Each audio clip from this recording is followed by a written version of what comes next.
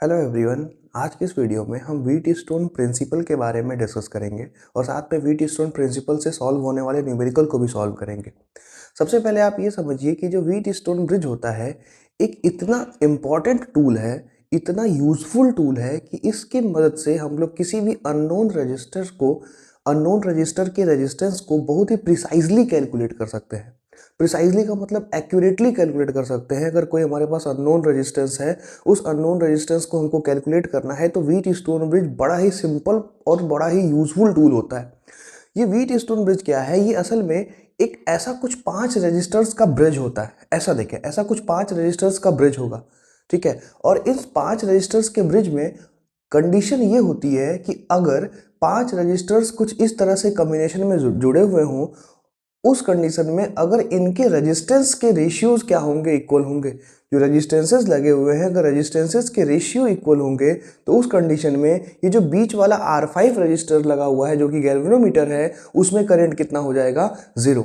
मतलब कि जब कभी भी 5 रजिस्टर कुछ इस तरह के कॉम्बिनेशन में जुड़े हुए होंगे, ये बिल्कुल भी समझ में तो अभी नहीं आ रहा है कि सीरीज में है कि पैरेलल में है, सब कुछ एकदम जो है एम्बिगुअस बना हुआ है। तो 5 रजिस्टर अगर इस तरह के कॉम्बिनेशन में जुड़ा हुआ है जिसमें कि यहाँ से एक बैटरी कनेक्टेड है, तो उस कंडीशन में अगर रेजिस्टेंसेस का रेशियो क्या होगा? सेम होगा।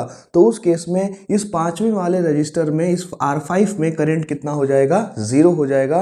और अगर ऐसा कंडीशन फॉलो होता है तो उसी को हम लोग बोलते हैं बैलेंस्ड व्हीट स्टोन ब्रिज। अगर ऐसा कंडीशन फॉलो होता है तो उसको हम बोलते हैं बैलेंस्ड व्हीट स्टोन ब्रिज। हम क्या बता रहे हैं? अगर रेजिस्टेंसेस का रेशियो क्या होगा? सेम होगा। यानी R1/R2 is equals to R3/R4 अगर होगा, ये रेशियो बराबर होगा, तो ये 5वें वाले रजिस्टर यानी कि गैल्वेनोमीटर में करंट कितना हो जाएगा? 0 हो जाएगा। इसका कन्वर्स भी ट्रू है कि अगर 5 रजिस्टर्स हैं और वो इस तरह के कॉम्बिनेशन में जुड़े हुए हैं, एक व्हीट स्टोन ब्रिज बनाते हैं। इस तरह के कॉम्बिनेशन का ही नाम होता है व्हीट स्टोन ब्रिज। और उस व्हीट स्टोन ब्रिज में अगर रेजिस्टेंस का रेशियो बराबर बराबर हो गया, R1/R2, R1/R2 equals to R3/R4 हो गया, तो उसी को बैलेंस्ड व्हीट स्टोन ब्रिज बोलेंगे। या फिर अगर नहीं बराबर होगा तो अनबैलेंस्ड व्हीट स्टोन ब्रिज हो जाएगा। तो अगर व्हीट स्टोन ब्रिज बैलेंस होता है तो R5 वाले रजिस्टर में करंट की वैल्यू कितनी हो जाती है? 0 हो जाती है। बात समझ में आ गई? क्लियर हो गया? अब इसका कन्वर्स भी ट्रू है। जैसे तुम अगर ये कह रहे हो कि रेशियोज बराबर होंगे तो करंट 0 होगा 5वें में, तो ऐसे भी कह सकते हो कि अगर 5वें वाले में करंट 0 है तो इनका रेशियो क्या होगा? बराबर होगा, है ना। कि अगर 5 रजिस्टर का गुच्छा तुमको ऐसा दिख जाए और उसमें 5वें वाले में करंट को 0 कर दिया है, जिसको नल पॉइंट डिफ्लेक्शन बोलते हैं, करंट ही 0 है उसमें, ठीक है ना। तो अगर इसमें करंट 5वें में करंट 0 है तो इन सभी रेजिस्टेंसेस का रेशियो क्या होगा? इक्वल इक्वल होगा, बराबर बराबर होगा। थोड़ा सा इसमें हम कंडीशन को प्रूव करके आपको दिखा देते हैं। हम R1, R2, R3, R4 में कंडीशन जो है डिराइव करते हैं। R1 में, R2 में, R3 में, R4 में हम एक कंडीशन डिराइव करते हैं और ये मान लेते हैं कि I5 में, नॉट I5, R5 में करंट कितना है? 0, है ना। यानी ऐसे देखो कि right relation between R1, R2, R3 and R4 such that current in R5 is 0। R1, R2, R3, R4 में रिलेशन लिखो इस तरह से कि R5 में करंट कितना है? 0। तो भैया मान लेते हैं यहाँ से I करंट एक बार के लिए आ रहा है, अब समझना पड़ेगा, ठीक है। R5 वाले में करंट 0 है यार। अगर R5 में करंट 0 है तो एक बात बताओ, अगर इस वाले पार्ट में करंट कब 0 होगा? हम मान लेते हैं यहाँ से करंट आया I1, यहाँ से करंट आया I2, ठीक है ना। I करंट दो पार्ट में डिवाइड हो गया, इधर जा रहा है I1 और इधर कितना जा रहा है? तो I2। अगर अब I1 करंट यहाँ पहुंचेगा लेकिन वो करंट इधर नहीं जा रहा है, I2 करंट यहाँ पहुंचेगा लेकिन वो करंट इसमें नहीं जाएगा, नहीं 5वें वाले में तो करंट वैसे ही 0 होना है, ठीक है ना। तो क्योंकि हमने ये ले लिया कि भाई आप R1, R2, R3, R4 में रिलेशन बताइए, अगर 5वें में करंट कितना है? 0 है। तो करंट 0 है, इसका मतलब ये 5वां रजिस्टर जो होगा वो कैसे लगा होगा? सेम पोटेंशियल पर।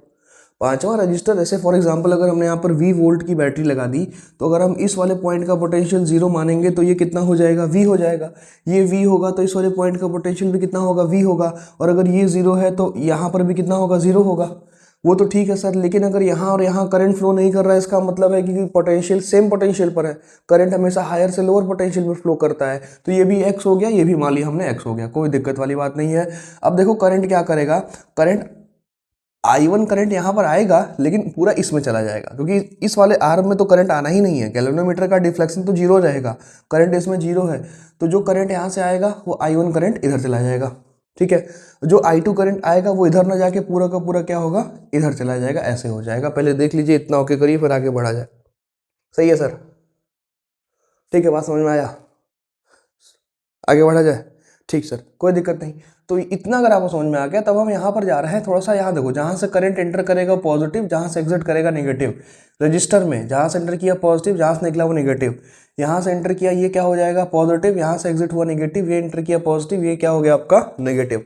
करंट हमेशा कहाँ से कहाँ ट्रेवल करता है, तो करंट हमेशा हायर पोटेंशियल से लोअर पोटेंशियल की तरफ क्या करता है, फ्लो करता है।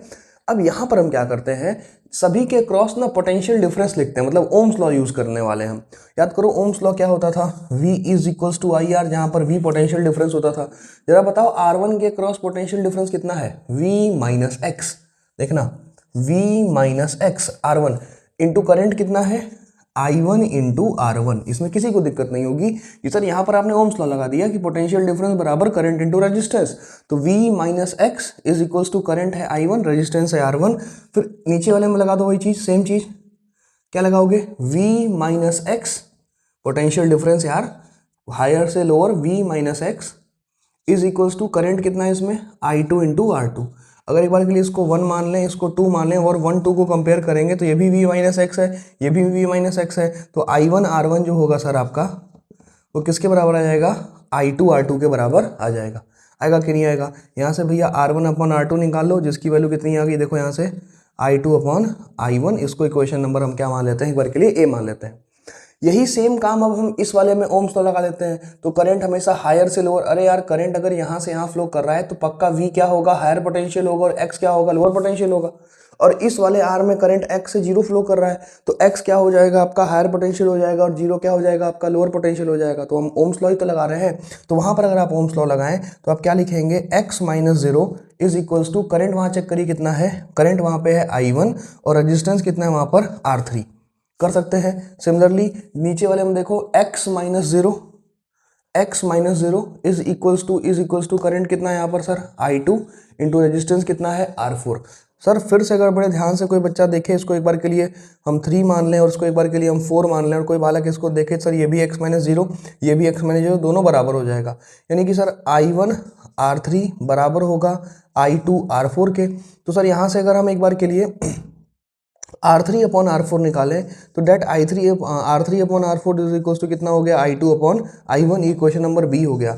अब कंपेयर कर दें A और B को, comparing A and B, A और B को कंपेयर करते हैं, देखो R1 अपॉन R2 जो कि I2 अपॉन I1 के बराबर है, और B वाले में I2 अपॉन I1 किसके बराबर है, R3 अपॉन R4 के बराबर है। तो यहाँ पर कितना आ जाएगा, R1 upon R2 is equals to कितना, R3 अपॉन R4। यही बैलेंस्ड व्हीट स्टोन ब्रिज का, बैलेंस्ड व्हीट स्टोन ब्रिज का कंडीशन आ गया। समझ में आ रहा है कि नहीं आ रहा है, क्या आया कि अगर यहाँ पर देखो, अगर पांचवें वाले इस रजिस्टर में जहाँ पर हमने गैल्वेनोमीटर लगा रखा है, जरूरी नहीं है कि गैल्वेनोमीटर ही हो, वहाँ पर कोई रजिस्टर हो सकता है सिंपल सा, जहाँ और उस गैल्वेनोमीटर का रेजिस्टेंस हमने R5 माना है, ठीक है ना। तो जो ये पांचवा रजिस्टर है, अगर इस पांचवें रजिस्टर में करंट की वैल्यू क्या होगी, 0 होगी, तो R1 R2 का रेशियो और R3 R4 का रेशियो क्या होगा, सेम होगा।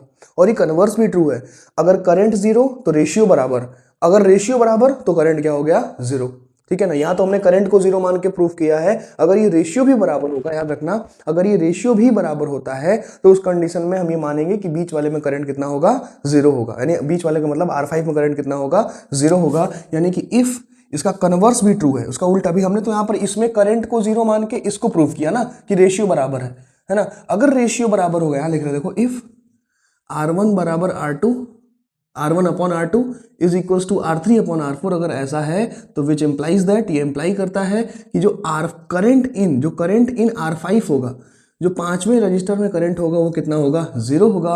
और अगर ये कंडीशन सर फॉलो कर रहा है जिसमें रजिस्टेंसेस के रेशियो बराबर है व्हीट स्टोन ब्रिज में, तो वो कंडीशन बनेगी बैलेंस्ड व्हीट स्टोन ब्रिज की कंडीशन। और अगर व्हीट स्टोन ब्रिज अगर आपका बैलेंस है तो इस 5th वाले रजिस्टर में कोई करंट फ्लो नहीं करेगा। तो उस कंडीशन में जब करंट ही फ्लो नहीं करेगा तो उसको सर्किट से हटा सकते हो, उसको सर्किट से हटा दोगे, और सर्किट से हटाने के बाद तुम्हारा R1 और R3 किस में आ जाएगा, सीरीज में। R2 और R4 किस में आ जाएगा, सीरीज में। अब ये इजीली सर्किट सॉल्व हो जाएगा और आपको रेजिस्टेंस की वैल्यू कैलकुलेट हो जाएगी। बस समझ में, एक बार इसको देख लीजिए, फिर हम और बताते हैं। स्क्रीनशॉट लेना है तो आप स्क्रीनशॉट ले लीजिए, वीडियो को पॉज करके देखना चाहें देख लीजिए, फिर हम आगे बात करते हैं।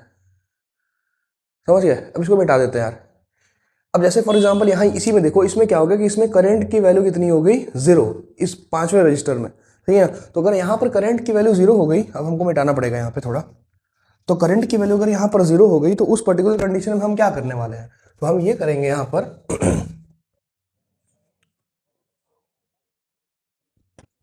कि सर अगर करंट का वैल्यू 0 हो गया तो आप इसको हटा दीजिए। हटा दिया, और जैसे ही हमने इसको हटाया, ये बैलेंस्ड, क्योंकि बैलेंस्ड विद स्टोन ब्रिज हो गया ना, कि यहाँ पर रेशियो सर बराबर है।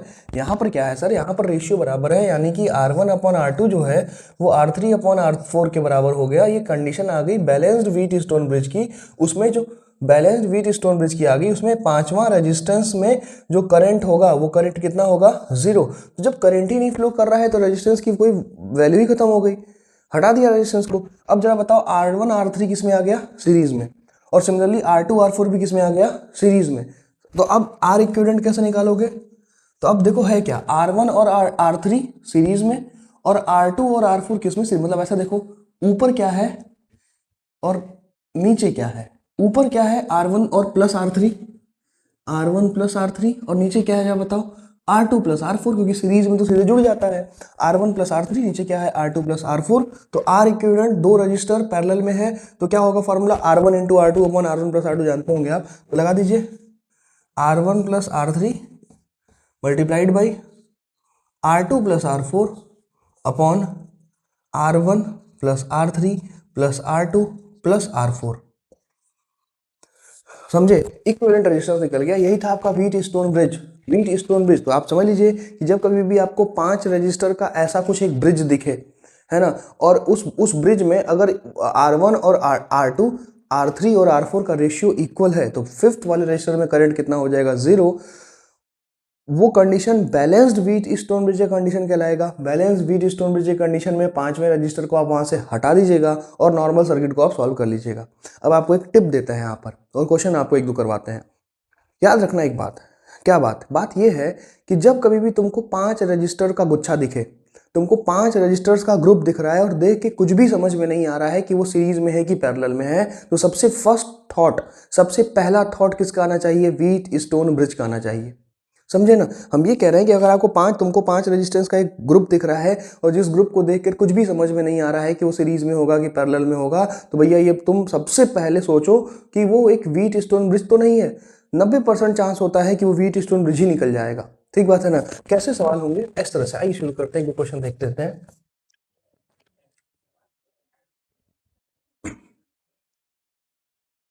जैसे फॉर एग्जाम्पल आप मानिए कि आपको इस तरह का एक क्वेश्चन आया, ये देखो,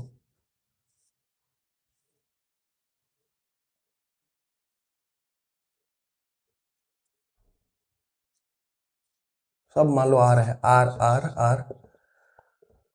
अब बोल रहा है भैया यहाँ पे आर इक्विवेलेंट बताओ। इक्विवेलेंट सर्किट क्या होगा, इक्विवेलेंट रेजिस्टेंस क्या होगा इस सर्किट का। अब देख के तो ये कुछ भी समझ में नहीं आ रहा है कि ये सीरीज में है कि पैरेलल में है, नहीं आ रहा है ना। तो हम सबसे पहले हमारा थॉट आएगा कि भैया कहीं व्हीट स्टोन ब्रिज तो नहीं बन रहा है। कैसे सॉल्व करेंगे इसको, तो इसको सॉल्व करने के लिए जरा समझिए, हम मान लेते हैं यहाँ का पोटेंशियल V है और यहाँ का पोटेंशियल कितना है, 0, क्योंकि यार हो ना हो आगे कहीं चल के ये ऐसे V वोल्ट की बैटरी से कनेक्टेड होगा। अगर V वोल्ट की बैटरी से जुड़ा होगा तो एक सिरा V वोल्ट, एक सिरा कितना हो गया, 0 वोल्ट। तो ठीक, कोई दिक्कत नहीं सर, इस वाले पॉइंट का पोटेंशियल V आ गया, इस वाले पॉइंट का पोटेंशियल 0 आ गया, बट ये पॉइंट बच गया ना, और ये पॉइंट बच गया और ये पॉइंट बच गया। हर एक पॉइंट का पोटेंशियल फाइंड करना पहले, ठीक है ना। तो मान लेते हैं कि इस पॉइंट का पोटेंशियल x है और इस पॉइंट का पोटेंशियल कितना है, y है। देखो अब हर एक रजिस्टर के अक्रॉस तुमको पोटेंशियल डिफरेंस मिल जाएगा। पहला रजिस्टर यहाँ का पोटेंशियल V है और यहाँ का y है, तो पहले का V माइनस वाई, इस वाले रजिस्टर का V माइनस एक्स, इस वाले का x माइनस वाई, इस वाले का y माइनस 0, इस वाले का क्या हो जाएगा, x माइनस 0। मतलब कि सर आप हर एक पॉइंट का पोटेंशियल फाइंड करिए, ठीक है ना। जैसे फॉर एग्जांपल फाइंड करने का मतलब है कि यार इसको V वोल्ट की बैटरी से जुड़े रहे होगे, तो ये V हो जाएगा और ये कितना हो जाएगा, 0 हो जाएगा। ये दो तो हमेशा गिवन ही रहेगा, ठीक है ना। जिसके भी क्रॉस निकालना है वहां आप उसके क्रॉस V वोल्ट की बैटरी मान लो तुम, तो एक सिरा v हो गया, एक सिरा 0 हो गया, बाकी एक को x मान लो, एक को क्या मान लो, y मान लो। हाँ, x और y ही तक मानना, ऐसा नहीं हो कि जेड भी मानना पड़ जा रहा है तुमको, तो उस केस में फिर तुम्हारा सर्किट कॉम्प्लेक्स हो जाएगा, फिर तुमको कुछ और सोचना पड़ेगा, दूसरे तरीके से सॉल्व करने का सोचना पड़ेगा। जरा आप यहाँ पर इसको प्लॉट करते हैं, तो एक पॉइंट हमारा v है, एक पॉइंट हमारा 0 है, एक पॉइंट हमारा x है, एक पॉइंट हमारा y है। एक टिप और देते हैं आपको कि सर जिसके अक्रॉस निकालना है आपको रेजिस्टेंस, उसका पोटेंशियल हमेशा एक्सट्रीम में होगा। एक्सट्रीम का मतलब समझ रहे हो, लेफ्ट एक्सट्रीम और राइट एक्सट्रीम। हमको v और 0 के अक्रॉस ही तो रेजिस्टेंस निकालना है, तो ये हमेशा एक्सट्रीम में होगा। और जो भी कुछ आपने लेट किया है वो उसके बीच में बनाइए, उसके बीच में बनाइए। तो हमने x ऊपर बना दिया और y नीचे बना दिया। x y को ऊपर नीचे क्यों बनाया है, क्योंकि हम यहाँ पर देख पा रहे हैं कि y से 0 भी जुड़ा हुआ है, मतलब y और 0 के बीच में भी एक रजिस्टर लगा है, और x और y के बीच में भी रजिस्टर लगा है, साथ में v और y के बीच में भी रजिस्टर लगा है। तो स्ट्रेट लाइन पर जोड़ेंगे तो संभव नहीं हो पाएगा। नहीं समझे मेरी बात, कि यार अगर हम मान लो कोई ये v ले ले, ये 0 ले ले, ये x ले ले, ये y ले ले, तो कैसे लगाए हम फिर, क्योंकि यहाँ पर देखो जरा सा चेक करो, v और x के बीच में भी है तो यहाँ तो लग जाएगा, फिर x और y के बीच में भी है, यहाँ तो लग जाएगा, फिर x और 0 के बीच में भी है, तो क्या x और 0 के बीच में ऐसे करके लगाना होगा, कॉम्प्लेक्स होगा, इसलिए इस तरह का इसमें बनाना बेहतर होता है। जरा देखिए, पहला रजिस्टर v और x के बीच में एक r है, v और x के बीच में एक r है। दूसरा x और y के बीच में एक r है, तो ये x है और ये y है। और y और 0 के बीच में भी r है, y और 0 के बीच में भी r है। और अगला देखिए, x और 0 के बीच में भी r है, x और 0 के बीच में भी r है। एक बच गया, v और y के बीच में, v और y के बीच में भी r है। अब देखो तुमको ऐसा 5 रजिस्टर का गुच्छा मिल गया, 5 रजिस्टर का गुच्छा मिल गया, जिसमें कि कुछ भी देख के समझ में नहीं आ रहा है, लेकिन एक ही समझ में आ रहा है कि sir r upon r is equals to r upon r है, मतलब रेजिस्टेंसेस का रेशियो क्या है, सेम है। ये जो फिगर बना, इस फिगर में r1 upon r2 is equals to r3 upon r4 अगर हम करेंगे तो कितना आएगा, r upon r is equals to r upon r, मतलब ये किसका कंडीशन आ गया, बैलेंस्ड व्हीट स्टोन ब्रिज का कंडीशन आ गया, है कि नहीं है। और अगर ये व्हीट स्टोन ब्रिज बैलेंस्ड है तो पांचवें रजिस्टर में करंट कितना हो जाएगा, 0। तो R और R किस में आ गया, सीरीज में, R कितना होगा 2R। ये R और R किस में आ गया, सीरीज में, इसका भी कितना होगा 2R। अब मतलब इसको सॉल्व करने पर ये यहाँ पर ऊपर लग गया 2R, नीचे लग गया कितना 2R किस में आ गया बताइएगा, पैरेलल में आ गया। अब R इक्विवेलेंट सॉल्व कर लीजिएगा, तो 2R into 2R upon 2R plus 2R, R1 into R2 upon R1 plus R2, तो कितना आ जाएगा यार, ये R आ जाएगा इसका आंसर। R इक्विवेलेंट कितना आ जाएगा इसका, 4R स्क्वायर अपॉन 4R आ जाएगा। सही है, ठीक है, बात समझ में आई, क्लियर हुआ क्या। देखिए ऐसे व्हीट स्टोन ब्रिज के प्रिंसिपल की हेल्प से तुम इस तरह से क्वेश्चन सॉल्व करोगे, और कितना इजीली देखो ये क्वेश्चन सॉल्व हुआ, बताइए भाई। सही है, एक सवाल और, एक क्वेश्चन और करते हैं, आइए इसको मिटाते हैं।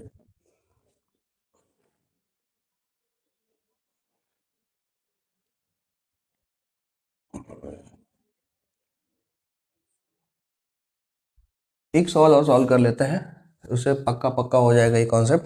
जैसे फॉर एग्जांपल कुछ इस तरह का क्वेश्चन है, देखना।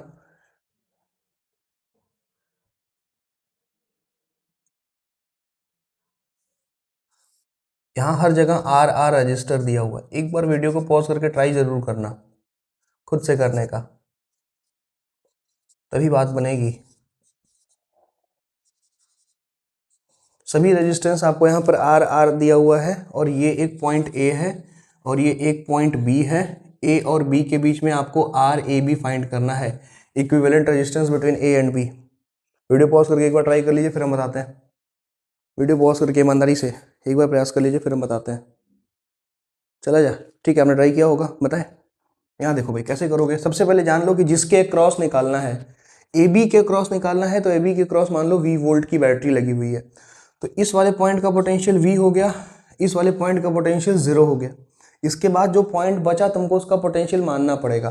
तो भैया इस वाले पॉइंट का पोटेंशियल कितना मान लिया हमने, x, और इसका कितना मान लिया, y। ये से किया है, माना है, y ये भी क्या किया हमने, से किया है, माना है, चलेगा ना। अब इसके बाद हम सभी पॉइंट को प्लॉट कर लेंगे। ये पॉइंट एक v और 0, मैंने आपको थोड़ी देर पहले बताया, जिसके क्रॉस निकालना है उसको टर्मिनल पर रखो, किनारों पर रखो।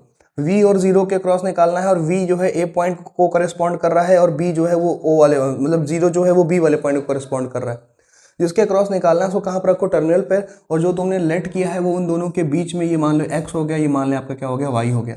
अब फटाफट देखिए x और v के बीच में r है, इसको कुछ टिक करते जाओ कि हमने लिख लिया x और v के बीच में r है, चलेगा ठीक। फिर y और x के बीच में भी r है, y और x के बीच में भी r लगा दिया, कोई दिक्कत नहीं।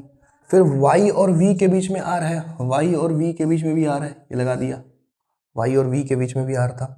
फिर उसके बाद x और 0 के बीच में r है, अरे एक मिनट, x और 0 के बीच में भी r था, ठीक, ये भी लगा दिया, x और 0 के बीच में भी r था। फिर उसके बाद उसके बाद फिर क्या बच गया, y और 0 के बीच में भी r है, y और 0 के बीच में भी r है, ये भी लगा दिया, ठीक है, ये भी हो गया। कुछ बच गया, एक बच गया, v और 0 के बीच में भी r है। तो अब ये मिस्टेक नंबर 1, क्या आप ऐसे जोड़ेंगे? नहीं सर, अरे ये तो वायर यहाँ पर यार, ये तो वायर तुम्हारा जुड़ गया, वायर में ज्वाइंट थोड़ी होगा, वायर क्रॉस ओवर होगा। v और 0 के बीच में तुम अगर तुम्हें जोड़ना ही है तो तुम ऐसे जोड़ो, ये इसका मतलब वायर क्रॉस ओवर, वायर एक दूसरे को क्रॉस कर रहा है। बट इतना नाटक करने की आवश्यकता ही क्या है कि सर v और 0 के बीच में ही जोड़ना है ना, तो आप ऐसे क्यों नहीं जोड़ देते? क्या दिक्कत है इसमें? कोई दिक्कत नहीं है भाई, ये v और 0 के बीच में हो गया r, 1 2 3 4 5 6, 1 2 3 4 5 6 सब कनेक्ट हो गया। अब फिर से देखो तुम्हें ये पूरा फिगर तुम्हें क्या दिख रहा है, एक व्हीट स्टोन ब्रिज दिख रहा है, क्योंकि ये भी आर है, ये भी आर है, ये भी आर है, ये भी। फिर रेशियो क्या हो गया, बराबर हो गया। रेशियो बराबर हो जाएगा तो इस वाले आर्म में करंट की वैल्यू कितनी हो जाएगी, 0, और अगर इस वाले आर्म में करंट की वैल्यू 0 होगी तो उसको हटा दो। अब देखो क्या हो गया, ये आर और आर किस में, सीरीज में, आर और आर किस में, सीरीज में, तो ऊपर आएगा 2r, नीचे भी आएगा 2r, 2r आपस में किस में आ गया, पैरेलल में, देखा जाए, किया जाए। और इसी के क्रॉस तो आप निकाल रहे थे, ये पॉइंट ए था और ये पॉइंट बी था, कि देखिए ये r और r 2r होगा ना, ये हट जाएगा, ये हट जाएगा, तो आपको ऊपर एक दिखेगा 2r, नीचे भी क्या दिखेगा 2r, और इन लोगों के साथ कौन जुड़ा हुआ है, एक r भी जुड़ा हुआ है। सही है सर, ये पॉइंट b है और ये पॉइंट क्या है, a है। अब बताओ 2r पैरेलल में इक्विवेलेंट कितना आएगा, r। फिर r और r किस में, पैरेलल में, r और r किस में, यानी फाइनल जो r a b आएगा वो कितना आ जाएगा, r/2 is the answer. Wheat stone bridge की हेल्प से हमने इसको सॉल्व कर लिया। ठीक है सर, एक बात ध्यान रखने वाली बात यहाँ पर ये है, मैं आपको छोटे में बता देता हूं, ये देखो, ये R1 R2 R3 R1 R2 R3 R4, ये एक व्हीट स्टोन ब्रिज है आपके सामने, R5। इसमें अगर R1 R2 का रेशियो, अब यहाँ पे R3 कर लेते हैं भाई, ऐसे कर लेते हैं R3, अगर इसमें R1 R2 का रेशियो और R3 R4 का रेशियो बराबर होगा तो R5 में करंट 0 होगा। No sir, this is not a Wheatstone bridge. यार ध्यान से देखना, व्हीट स्टोन ब्रिज में क्या हो रहा था। अब हम इसको थोड़ा सा मिटा के जगह बनाएंगे, आपको समझ में आ गया होगा, स्क्रीनशॉट लेना ले लो भाई, इसका आंसर R/2 आएगा। ये जो तुम्हारे सामने बना है ये व्हीट स्टोन ब्रिज नहीं है। व्हीट स्टोन ब्रिज में 5 रजिस्टर का गुच्छा होता है और एक डायगोनल पर 5वां रजिस्टर जुड़ा होता है और एक डायगोनल वैकेंट होता है। जो वैकेंट वाला डायगोनल है उस पर बैटरी जुड़ी है, तभी व्हीट स्टोन ब्रिज है। हम क्या बोल गए, ये जरा देखिए, समझिएगा।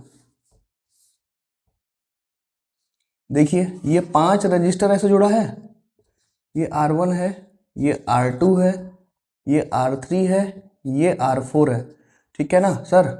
ये 4 रजिस्टर है, इसका एक डायगोनल ये हो गया, एक डायगोनल ये हो गया, एक डायगोनल पर 5वां रजिस्टर जुड़ा है और जो वैकेंट डायगोनल है उस पर बैटरी जुड़ी है। वैकेंट डायगोनल, जो खाली वाला डायगोनल है, उस खाली वाले डायगोनल पर बैटरी जुड़ी हुई है, ये V जुड़ा है, तब जाके ये व्हीट स्टोन ब्रिज बनेगा। क्या ये व्हीट स्टोन ब्रिज है? नो सर, नॉर्मल सीरीज और पैरेलल की सर्किट है, मूर्ख मत बनना कि सर पहले तो 5 रजिस्टर का गुच्छा देखा हमने और फिर देखा कि सर जो 5वां रजिस्टर जुड़ा हुआ है उसी वाले डायगोनल पर बैटरी जुड़ गई है, तो ये व्हीट स्टोन ब्रिज नहीं है। जो 5वां रजिस्टर है उस पर न जुड़ के जो वैकेंट डायगोनल है, जब उस पर बैटरी जुड़ती है तब वो क्या कहलाता है, व्हीट स्टोन ब्रिज कहलाता है। और जब इनके रेशियोज बराबर हो जाएंगे तब वो बैलेंस्ड व्हीट स्टोन ब्रिज कहलाता है।